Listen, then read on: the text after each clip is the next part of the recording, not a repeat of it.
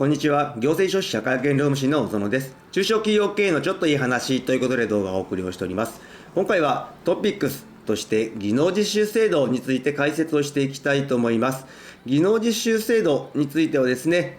かねてからいろいろ批判が出ている制度ではありますけれど、今回技能実習制度を廃止するというニュースが流れてきました。そして技能実習制度について何かしらの改正がある中で議論をされているわけですけれど、まだ現段階で確定してはいませんが、有識者会議の中で最終提案として出てきた内容を少しご紹介をしていきたいと思います。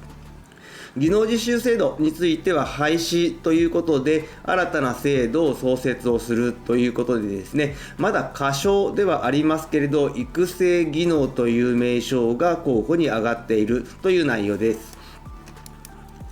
今回の概要ですけれど、まずは技能実習制度とはどういったものなのかについて見ていった上で、技能実習制度と似て非なる制度であります特定技能制度というのもあります。こちらの特定技能というところについても少し解説をしていきたいと思います。そして現行の技能実習制度については様々な批判が出てきているところではありますけれど、現行の制度の問題点と、そして新しい制度、まだ大枠でしか出ていませんけれど、出ている内容についてご紹介をした上で、最後に注意点とまとめという形になります。まずは技能実習制度とはどういったものなのかですけれど、もともとは海外の現地法人の社員教育として行われていたものという形になります。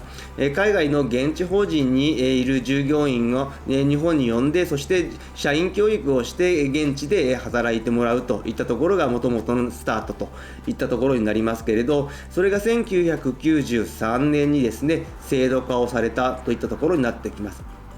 そしてこの技能実習制度のお題目としてはですね、技能や技術または知識を、日本の素晴らしい知識技術をですね、途上国へ移転をしていくという国際協力というのが大義名分という形になっております。そして現状ではですね、2017年に技能実習法という形で法改正がされまして、現段階では88職種、そして161作業について技能実習が認められているといった状況になっております。この技能実習制度を使って来日して就労する方につきましてはですね、1年間、そして3年間、5年間という形で最長5年まで技能実習をすることができるといった形。そしてその外国人の方を受け入れるにあたってはですね、企業単独型と言われるものと団体管理型と言われるものに2つに分かれてきますけれど、ほぼ団体管理型が全体の 90% 以上といったのが今の現状といったところになってきます。そしてこの技能実習制度を利用して来日する外国人の方はどのくらいいるのかといいますと、このグラフは全体の外国人労働者の推移になりますけれど、この赤枠で囲ったところが技能実習で日本に来る方という形になりますけれど、直近2022年では34万3000人という形で、182万人の外国人労働者のうちの全体の 18% を占めているといった状況です。前年比を見てみますと、2021年からですね、新型コロナウイルス感染症の影響で前年比がもうほぼゼロという形になっておりますが、2022年からは徐々に回復傾向にあるといった状況。そしてですね、この外国人技能実習生についてはですね、34万人、全体の 18%、2割弱を占めている状況ではありますけれど、その一方で失踪される方が約9000人、1万人近くいるといったところ、こちらもですね、年々増えているといったところも非常に問題になっている。この失踪の理由についても様々あるんですけれど、やはり管理制度、管理の仕方について問題があるのではないかという批判が多く出てきているところではあります。こういったところを受けてですね、技能実習制度自体は技術・知識の移転といった大義名分がある中で、労働力として使う会社さんが多いという状況の中で、新しく在留資格が認められたのが特定技能といったものになってきます。こちらは2018年にですね、骨太の方針の中で発表されたものの中の一つという形になっておりますけれど、ここでですね、新たな在留資格の創設そしてあとはですね、在留管理体制の強化といったところが掲げられた上で、新たな在留資格の創設ということで、2018年の12月にですね、入管法が改正されて、2019年の4月から施行されたというものになっております。この、在留資格特定技能というのはですね、特定の産業分野で外国人を受け入れるというものになりますけれど、もうそもそもこの技能制度については人手不足を解消するためという形で、人手不足産業に対してと、そして一定の専門性技能を有し即戦力となる外国人を受け入れるという形で制度が設けられているので、こちらは労働力不足、労働力として外国人を受け入れるという制度になっています。そしてですね、現状この特定技能においてどういった産業分野で外国人を受け入れているかといったとこういった状況になりますけれど、やはり飲食料品の製造がですね全体の3割ほど、そして製造に関してが 20%、介護が 12% と、建設が 10% ほどという形になっております。そしてこの特定技能に関しましては今現状全体で17万3000人という形で、こちらはですね特定技能の1号がほとんどになりますけれど、やっと制度創設から2号に移行する方が出てきまして、今現状2号というのは十数名という状況になっております。5年間でですね、政府は30万人、40万人受け入れを進めていくといった中で、なかなか制度として、また新型コロナウイルス感染症が流行した影響もありますけれど、進んでいないといった状況になっています。こういった中でですね、特定技能という制度はある中で、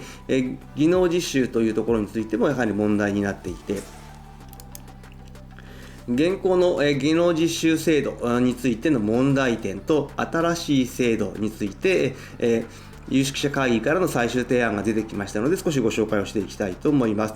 まずはですね、現行の技能実習制度の問題点様々あるんですけれど、やはり一番多く言われるのが技能実習の目的が形骸化をしているといったところです。冒頭にお話をしましたけれど、技能実習は日本の技術や知識というのを習得をして途上国へ移転をして国際貢献をしていくというお題目ではありますけれど、実質、私の関与する会社についてもですね、そういった意識で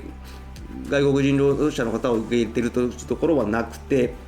ほぼ労働力として見ているといった状況で、技術の移転等を考えて技能実習を活用しているというところは、ほぼないのではないのかなというふうに思っております。またですね、未払い賃金ですね、また人権侵害といったところも技能実習では問題になっていて、やはりですね、外国人労働者の方については、賃金の未払い、時間外労働を行っても賃金を払わないだとか、パスポート、在留カードを取り上げて逃げないようにするだとか、そういったところ、あとは生活環境が非常に劣悪なところで生活をする、そういった状況もあってですね、人権侵害というのも非常に問題になっている状況ではあります。そして技能実習制度につきましてはですね、長期的な労働力確保、経済成長が難しいといったところもなってきておりまして、やはりですね、1号、2号、3号とあるんですけれど、1号で1年間、2号で2年間、3年間で、3号で3年間の合計5年間という形で、それ以上延長ができないというのが技能実習制度になっておりますので、5年間限定という形になっているので、長期的な労働力の確保は難しいといったところも問題点が挙げられております。そういった中でですね、技能実習制度を廃止をするという話が上がってきておりまして、議論が進んでおります。そしてですね、こちらに関しましては、今現状議論が進めている中で、法改正の改正案についてまだ上がってきたわけではないんですけれど、有識者会議の中で出てきた最終報告書案の行使というのが出てきましたので、こちらの方を少しご紹介をしていきたいと思います。もちろんですね、新制度の創設ということで技能実習制度を廃止をするというのがまず大前提と、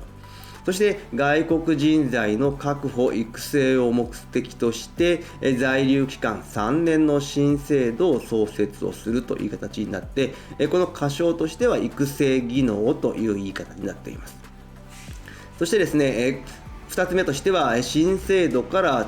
特定技能への移行要件について、今現状も技能実習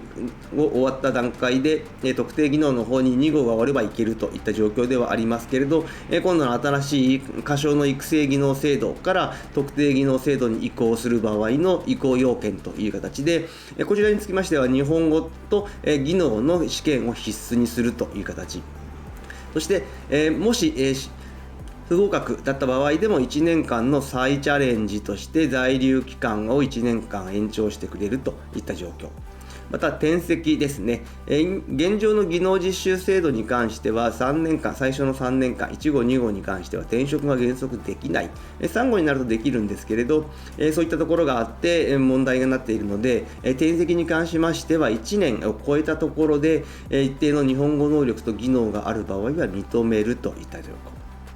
そして、現行の技能実習で問題になっているものの一つとしては、外国人の、送り出し機関に対して支払う手数料ですね。そこで借金をすでに背負った段階で日本に来て働かなければいけないといった状況も問題になっていて、こちらをですね、受け入れ企業が負担をする仕組みを導入をしていくというふうに検討をされているという状況です。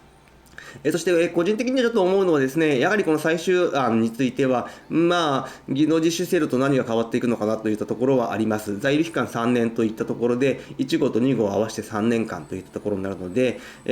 在留資格の更新が1年ごとに行われるのか、3年一発で出るのかといったところもありますし、あとは家族の帯同ですね。やはり外国人の方が日本に来る場合に非常に強く望まれるのが家族の帯同についてどういうところなのか。そしてあとはやはりずっと日本にいたいと思った方に関しましては永住権の申請といったところが出てきますので、この育成技能といったところの期間が永住許可の要件にどう絡んでくるのかといったところが非常に問題になってくるのではないかなというふうに考えております。そして最後に注意点のまとめになっておりますけれど、今回の改正案につきましては令和6年の通常国会への提出を目指すというところになっておりますので、現状は改正案の作成中といったところになってくる。そしてですね、特定技能であっても技能実習でも育成技能であってもやはり賃金を払って日本で働いてもらうといった状況の中で、やはり日本の東南アジア、世界での賃金格差といったところが非常に問題になってくる。日本はですね、まだ依然ですね、東南アジアの中では最低賃金は高い方ではありますけれど、上昇率を見ていくと日本は 3% 程度といったところですが、他の国はですね、軒並みマレーシアは 25% アップ、ラオスは 9% という形でどんどん引き上げているといった状況で、経済格差、賃金格差が出てきているといったところで、賃金以外の部分で日本で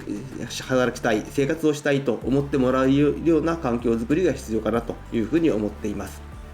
今現状は世界的な人手不足の状況になっていて、人材が世界中で奪われ合いになっているといった状況ですので、性別、国籍、年齢を問わず活躍できる労働環境づくりが非常に重要になってくるのではないかなというふうに思っております。今日の内容が明日からの経営にちょっとだけ役に立つことを願っております。ご視聴ありがとうございました。それではまた次回。